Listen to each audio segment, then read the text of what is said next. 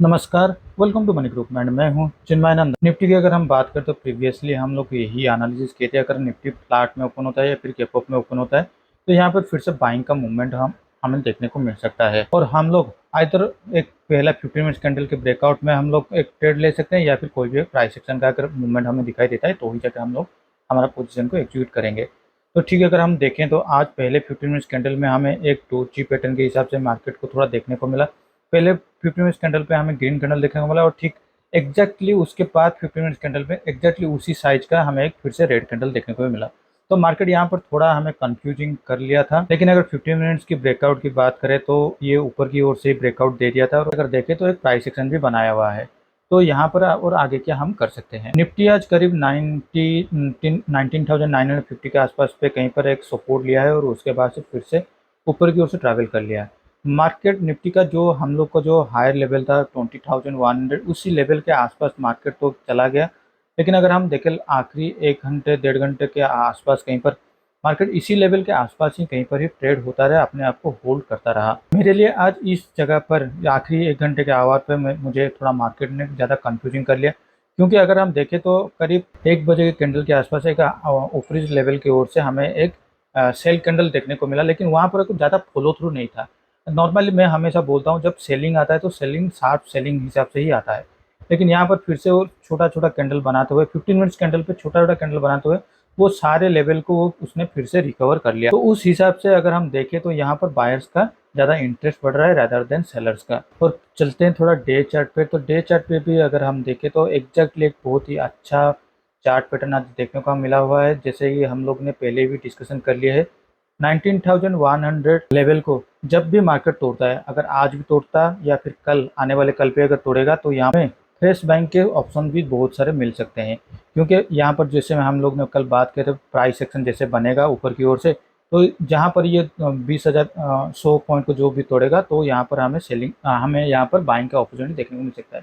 तो exactly market आज उसके आसपास कहीं पर होल्ड किया है। यहाँ पर अभी भी मैं बोल रहा हूँ, आप जब भी ये 20,100 के लेवल को तोड़ता है तो यहाँ पर हमें ऊपर की ओर से बाइंग पोजीशन लेना चाहिए। जो लोग ऑप्शन सेल्स करते हैं उन लोगों के लिए 19,900 19,850 ये सारे लेवल उनको पुट ऑप्शन पे उनको सेल करना ठीक रहेगा। हाँ, यहाँ पर आप ज़्यादा से ज़्यादा आप यहाँ पर हेज मत कीजिएगा कि मेरी तरह कॉल नीचे की ओर से पुट साइड और ऊपर की ओर से कॉल साइड, क्योंकि यहाँ पर अब ऊपर की ओर से कहीं पर भी रेजिस्टेंस नहीं है। तो मार्केट ऐसा भी फ्लो में जा सकता है 19,300 400 या सॉरी 20,300 400 यहाँ तक भी जा सकता है। जब इस लेवल के आसपास पे कहीं पर भी हमें एक रेजिस्टेंस देखने को मिल सकता है या फिर यहाँ पर कोई कभी भी अगर यू टर्न दिखाई देता है तो ही जाके वहाँ पर हम लोग कॉल सर्ट करने के लिए हम लोग सोचेंगे।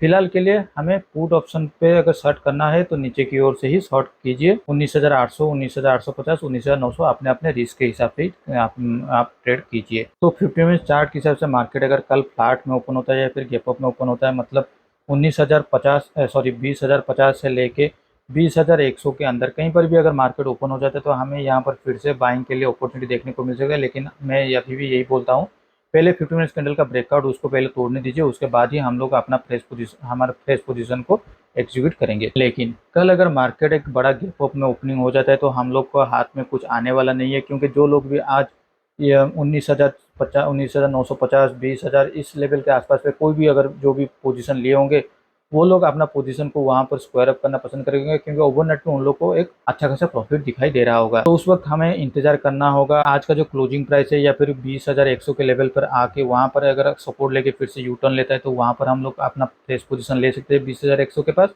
या फिर यहाँ पर भी कोई कहीं पर भी ऊपर के लेवल की ओर से एक प्राइस एक्शन बनाता है तो ही जाके हम लोग अपना पोजीशन को लेना पसंद करेंगे। लेकिन अगर मार्केट फिर से 20,000 के आसपास कहीं पर भी ओपन हो जाता है तो इतना अगर एक गैप डाउन पे ओपन हो जाता है तो यहाँ पर हमें एक वोलेटाइल मार्केट या फिर साइडवेज मार्केट देखने को मिल सकता है।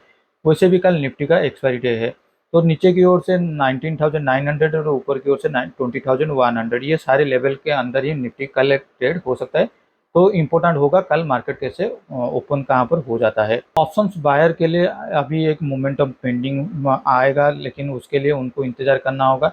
20,100 के लेवल कहीं पर भी तोड़ देता है तो ऊपर की ओर से हम लोग पोजीशन ले सकते हैं। लेकिन अगर बीच में कहीं पर भी मैंने जैसे बोला 20,000 के आसपास कहीं पर भी ओपन हो जाता है तो ऑप्शन बायर थोड़ा वेट कीजिए, एक बार ये अपना लेवल को तोड़ देता है तो आपको भी अच्छा खासा एक टाइम मिलेगा अपने पोजीशन को लेने के लिए। तो चलिए अब देख लेते हैं बैंक निफ्टी को। बैंक निफ्टी भी सिमिलरली फ्लैट में ओपन हो गया, लेकिन अगर हम देखें वहां पर उसने 15 मिनट्स कैंडल का जो ब्रेकआउट दिया था वो नीचे की ओर से दे दिया था। लेकिन अगर वहां पर भी देखें तो वहां पर भी कॉन्स्टेंटली 45,300 के आसपास कहीं पर हमें एक सपोर्ट मिला और वहां पर भी कॉन्स्टेंटली ऊपर की ओर से क्लोजिंग दे दिया है। बैंक निफ्टी का जो हाई लेवल प्रीवियसली था वो था 45,800 900 के आसपास कहीं पर था, वो वो उसके ऊपर आप क्लोजिंग दे दिया है। लेकिन सबसे इंटरेस्टिंगली बात अगर हम देखें डे चार्ट पे चलते हैं, निफ्टी हमारा ऑल टाइम हाई लेवल पे जा चुका है, लेकिन बैंक निफ्टी अभी तक अपना जो ऑल टाइम हाई 46,300 400 इसके आसपास कहीं पर नहीं गया है। तो यहाँ पर देखिए, यहाँ पर प्रीवियसली हमें एक बड़ा रेड कैंडल देखने को मिला था और आज भी हमें एक अच्छा खासा बाइंग कैंडल देखने को मिल रहा है। तो यहाँ पर हमें ये कंफ्यूजिंग आ रहा है कि मार्केट कहाँ यहाँ से कहाँ जा सकता है। तो इसके लिए मुझे अभी इंतज़ार करना होगा कि मार्केट यहाँ पर कहाँ पर ओपन देता है।